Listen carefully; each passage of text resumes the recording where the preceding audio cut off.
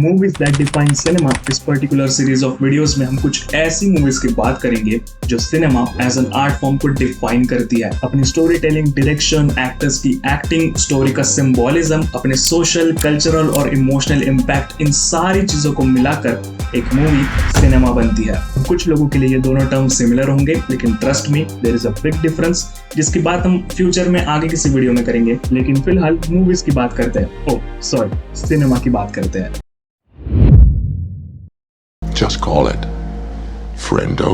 No country for old Men 2007 में आई एक crime thriller movie है जो बेस्ड है इसी नाम के नॉवेल से, और इस मूवी को डायरेक्ट किया है कोएन ब्रदर्स ने। कहानी की बात करें तो मूवी सेट है 1980s के टेक्सास में, जहां क्राइम काफी ज्यादा बढ़ चुका है, और इसी बीच हमें देखने मिलता है मॉस जो कि एक हंटर है, और ऐसे ही हंटिंग करते वक्त मॉस को एक ब्रीफकेस मिलता है जो कि पैसों से भरा हुआ है। और वो कहते हैं ना कि मजबूरी इंसान से हर गलत काम करवा लेती है, वैसे ही लालच में आकर मॉस वो पैसों का ब्रीफकेस अपने पास रख लेता है। लेकिन शायद उसे ये नहीं पता था कि वो पैसे एक बहुत ही ज्यादा बड़ी ड्रग डील के थे, और जो भी वो ड्रग डीलर था उसे अपने पैसे वापस चाहिए, जिसके लिए वो हायर करता है एक असैसिन को जिसका नाम है एंटोन चिगुरी, जो by far one of the most cold blooded, menacing और वायलेंट विलन्स में से एक है, with the worst hair cut in the history as well. और बस इतना ही नहीं, चिगुरी एक प्रॉपर साइकोपैथ है who feels no freaking emotions before killing someone। और इन सारी चीजों के बीच में मूवी एक्सप्लोर करती है थीम्स लाइक फेट,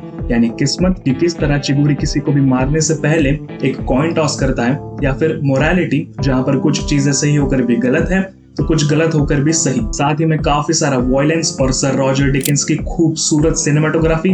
सारे एक्टर्स ने बेहतरीन काम किया है, स्पेशली हावियर बारडेम ने तो भाई आग ही लगा दी है। और इन सारी चीजों का प्रूफ है कि no country for old man को best picture, best director, best adapted screen play और साथ ही में बेस्ट सपोर्टिंग रोल का भी ऑस्कर मिला हुआ है। Amazon प्राइम पर तुम्हें ये मूवी देखने को मिल जाएगी। अगर अभी तक नहीं देखी है तो जरूर चेकआउट करना। Believe me, you don't want Hannibal Lecter inside your head. ये one of my personal favourite movies में से एक है।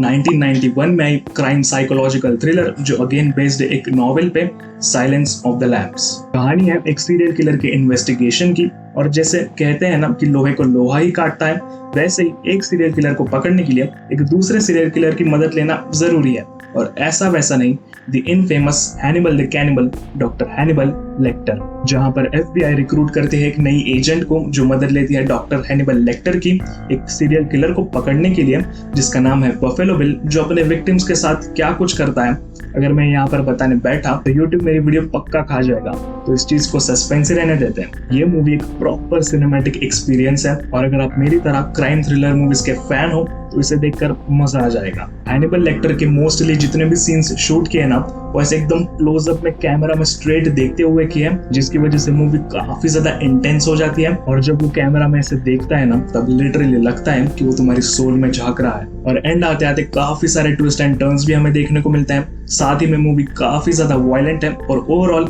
ये मूवी मेरे लिए किसी मास्टरपीस से कम नहीं। सर एंथनी हॉपकिंस का हैनिबल लेक्टर मेरे दिमाग से कभी नहीं निकलने वाला, और इस मूवी को भी बेस्ट एक्टर, बेस्ट डायरेक्टर और बेस्ट पिक्चर का ऑस्कर मिला हुआ है। और शायद तुम्हें किसी OTT पर ना मिले तो जुगाड़ कर देख लेना, लेकिन मिस मत करना इस मूवी को।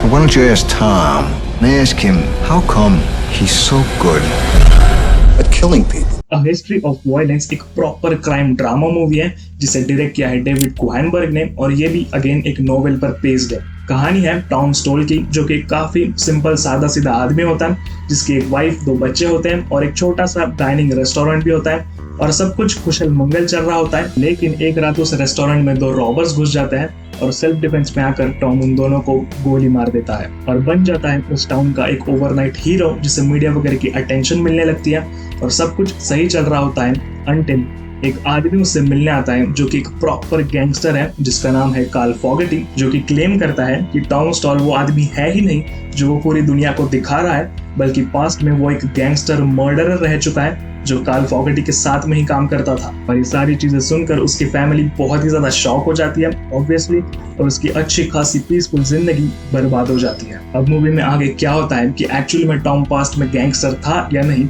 ये तुम मूवी देख कर ही जाओ। और जितनी भी सारी चीजें इस मूवी में दिखाई है ना, वो रियल लाइफ में प्रोसेस करना काफी मुश्किल है। जैसे किसी की जान लेना, भले ही वो तुमने सेल्फ डिफेंस में मारा हो, but still you just killed someone. क्या पता उसकी कोई मजबूरी हो या फिर उसकी भी फैमिली हो, और मैं कोई एंगल से उस रॉबरी को जस्टिफाइड नहीं कर रहा, मैं बस बता रहा हूँ कि हम ह्यूमंस इमोशनली कैसे डिसीजंस लेते हैं, क्योंकि रियल लाइफ में सही गलत कुछ नहीं होता। किसी के लिए कोई चीज सही है तो किसी के लिए कोई चीज गलत, और इसे डिफाइन करना बहुत ही ज्यादा मुश्किल है। और साथ ही में ये हमारी डुअलिटी ऑफ नेचर को भी बताता है कि क्या हम कभी अपने पास्ट को पीछे रखकर एक नॉर्मल जिंदगी जी भी सकते हैं या नहीं। और ऐसी काफी सारी चीजें हैं जो ये मूवी तुम्हें सोचने पर मजबूर कर देगी, और यही सिनेमा है। कुछ मूवीज के थ्रू हमें ऐसी चीजें पता चलती हैं जो शायद हम कभी सोचते भी नहीं है। इन दी एंड बस इतना ही कहना चाहूंगा कि कुछ मूवीज एंटरटेनमेंट और एंजॉयमेंट के लिए नहीं होती है, वो बस अपनी कहानी कहना चाहती है, और उसे उसी नजरिए से देखना चाहिए, क्योंकि एंटरटेनमेंट के लिए तो हम 15 सेकंड में उंगलियां घुमाकर भी